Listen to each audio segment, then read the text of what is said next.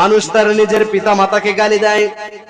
সাহাবীগণ বললেন, ইয়া রাসূলুল্লাহ সাল্লাল্লাহু আলাইহি ওয়াসাল্লাম, মানুষ তার নিজের পিতা মাতাকে কিভাবে গালি দেয়?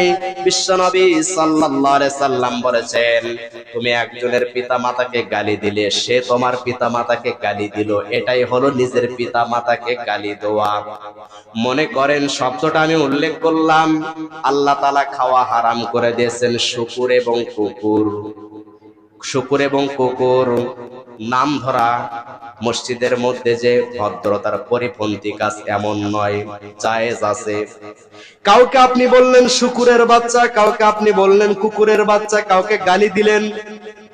আল্লাহর নবী মুহাম্মদ সাল্লাল্লাহু আলাইহি ওয়াসাল্লাম বললেন, যাকে গালি দিল সেও গালি দিল তার মা তুলে, যে কুকুরের বাচ্চা শূকরের বাচ্চা বলে কিংবা বিভিন্ন অশ্লীল কথা বলে যারা গালি দিল, বিশ্বনবী সাল্লাল্লাহু আলাইহি ওয়াসাল্লাম বললেন সে তার নিজের পিতা মাতাকে গালি দিল। এ বিষয়ে বিশ্বনবী সাল্লাল্লাহু আলাইহি ওয়াসাল্লামের সাহাবী আব্দুল্লাহ ইবনে মাসউদ রাদিয়াল্লাহু তাআলা হতে বর্ণিত, তিনি বলেন রাসূল করিম সাল্লাল্লাহু আলাইহি ওয়াসাল্লাম বললেন, সিবাবুল মুসলিমি ফুসুকুন ওয়া কিতালুহু কুফরুন, মুসলিমকে গালি দেওয়া ফাসিকি, তাকে হত্যা করা কুফরি। বলেন নাউজুবিল্লাহ।